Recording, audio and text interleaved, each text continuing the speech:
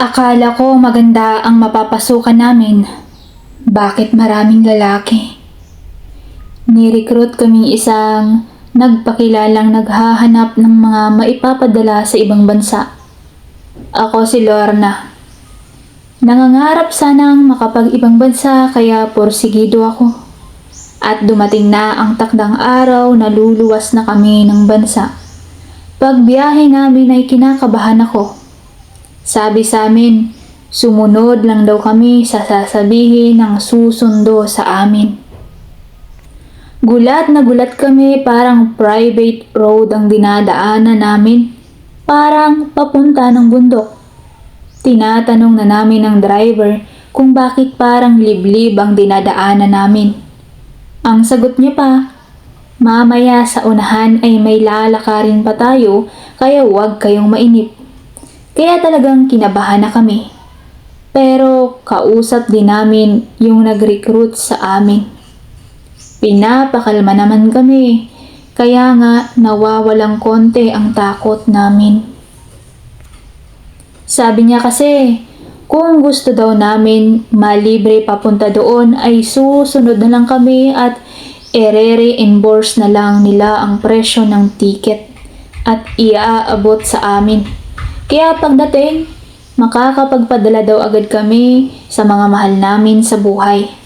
Natuwa naman kami kaya sumunod na lang kami kay manong driver. Halos 1 oras na ang nilakad namin, kaya nakakapagod na rin ang paglalakbay na yun.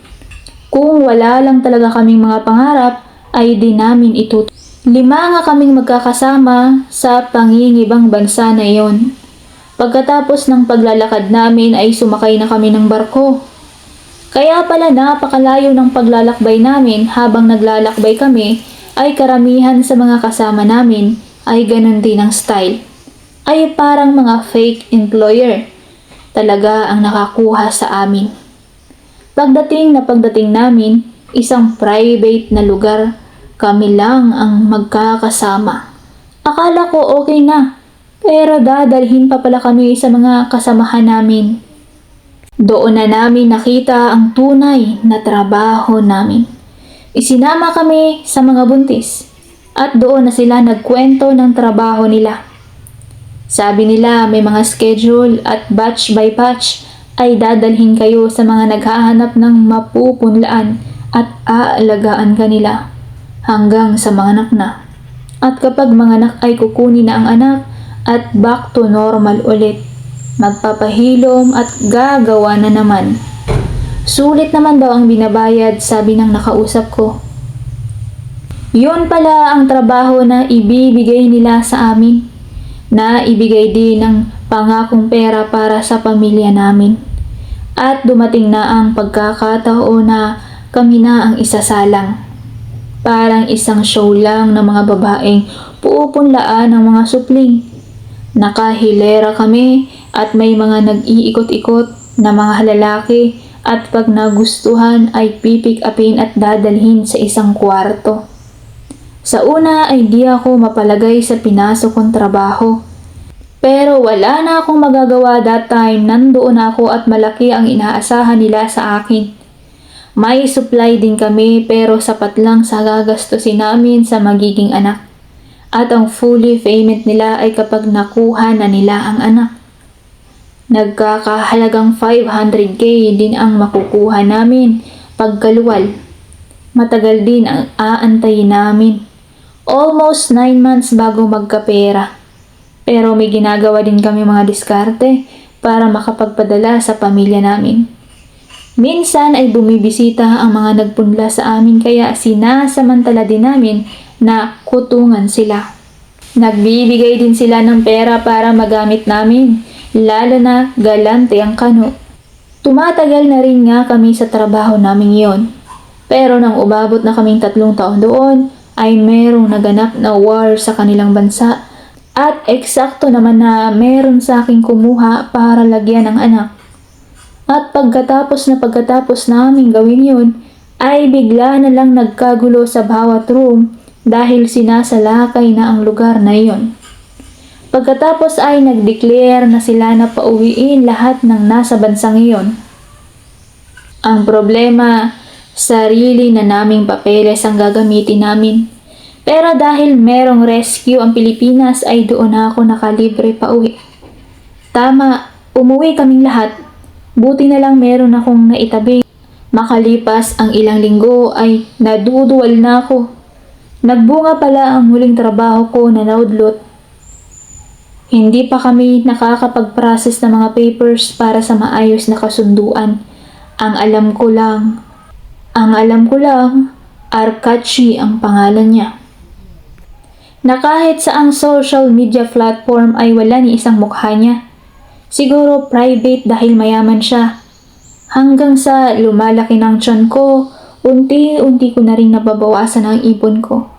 Dahil napaka-sensitive ng pagbubuntis ko sa kanya, halos weekly ay bumabalik ako sa ospital. Lalaki ang bunga ng napag-iwanan sa tiyan ko. Dumating na ang oras ng pagsilang ko sa kanya. Dati gulat na gulat ako kung bakit may mga pamilya na puti ang anak pero kayo manggi ang mag-asawa. Ngayon ko naunawaan na siguro katulad rin sa pinasok ko ang nangyari sa kanya. At dumating na rin ang pagkakataon na naghahanap na rin ako ng katuwang sa buhay. 3 naman ang naging anak namin, pero naawa ko sa panganay ko kasi kakaiba siya sa 3 niyang kapatid. Madalas tampulan siya ng tukso dahil na rin sa kulay niya sa mata niya ay sinasabi sa kanya, napulot lang siya kung saan saan. Sabi pa sa kanya, ampun lang siya. Di na ako nakapagtiis dahil na rin sa mga kinukulang na kami ng pang-araw-araw.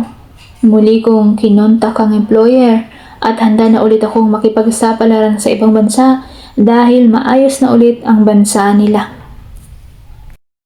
Gusto ko rin mahanap ang lalaking nagtanim sa akin.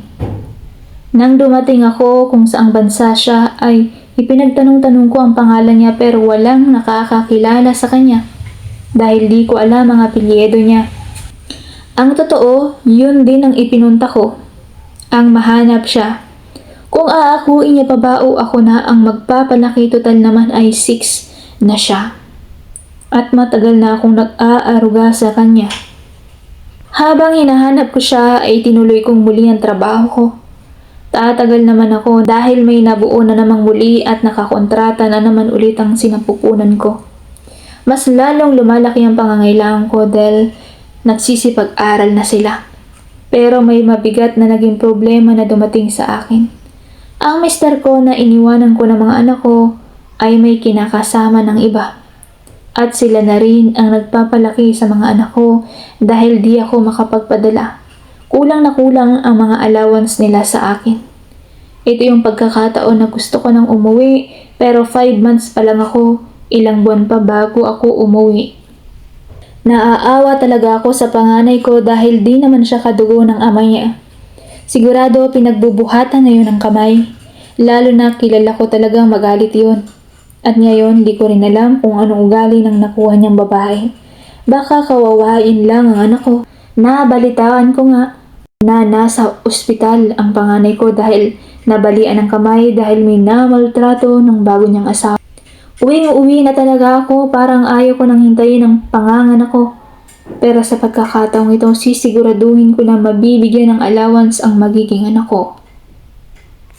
At nag-promise din ako na kapag 3-year-old na ay ibabalik ko na sa kanya at siya na ang magpapalaki habang nasa akin ay magpapadala siya ng mga pangangailangan. Pag uwi ko, kalunos-lunos ang sinapit ng mga anak ko. Pasa sa braso katawan na kagagawa ng asawa ko at ng kaliwin niya. Nang matunugan nila na parating na ako ay umalis na sila. Wala silang may iharap na mukha sa akin. At sinisigurado ko rin na makukulong sila kapag nakita ko sila. Kaya wala na talaga akong inabutan at ang mga anak ko ay iniwan lang sa nanay ko. Sobrang hirap ng pamumuhay ko, kaya naglalabada na lang ako habang kasama ko ang mga anak ko. Mas minabuti ko nang mahirapan ako basta kapiling ko sila. Nadala na rin akong mag-asawa, kaya naghanap na rin ako ng mapagtatrabahuhan ng tulad sa ginagawa ko abroad. Kahanap ako at ginawa ko yon. Magtatatlo na ang bunso ko. Tuloy-tuloy na ang trabaho ko at kinuha na rin sa akin ng tunay niyang amahang bunso ko. At bagamat mahirap talaga dahil marami akong tinataguyod, kumayod na lang ako ng triple. Nananatili ako sa ganung trabaho at tumatagal ako sa ganung sistema dahil sanay na ako sa mundong ginagalawan ko.